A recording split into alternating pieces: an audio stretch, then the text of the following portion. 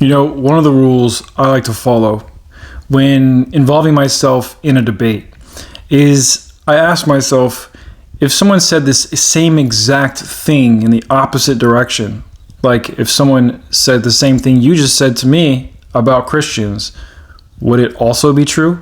When that answer is yes, then typically it's kind of a bad argument, potentially an ad hominem attack or a straw man. So here's the part where I turn it around on you. Here we go. Ready?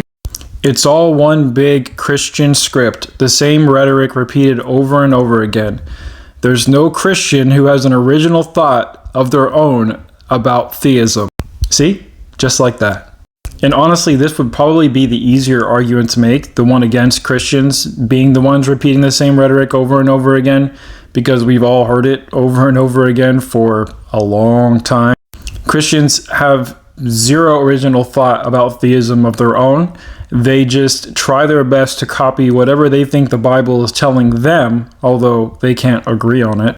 But literally, Christians are the definition of having no original thought about theism, being pigeonholed and stuck in one way of thinking, that is the patriarchal biblical system way of thinking. And by the way, if you're hearing the same answers and the same responses from atheists that you're arguing with on the internet over and over again, maybe it's because you still haven't come up with a good response to the same statements they're making.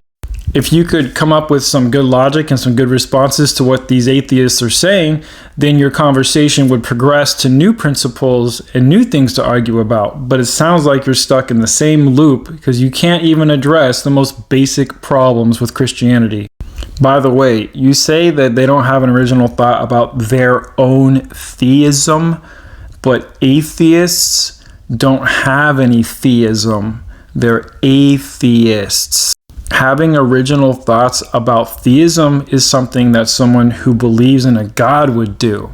But thank you once again for wording this so perfectly so that I could just turn it right back around and spit it right back at you. It's too easy, really. The day that a Christian or a theist comes to me with an actual good argument, an original argument that I haven't heard before, I'll actually be quite happy and celebrate because it'll cause me to have to think about that, make some decisions, and come up with some new logical responses. But in the meantime, I'll just keep repeating the same things over and over again, just like you hate, because you keep coming to us with these ridiculous fake narratives from a fake text about a fake Jesus. The same rhetoric repeated over and over and over. Oh my gosh.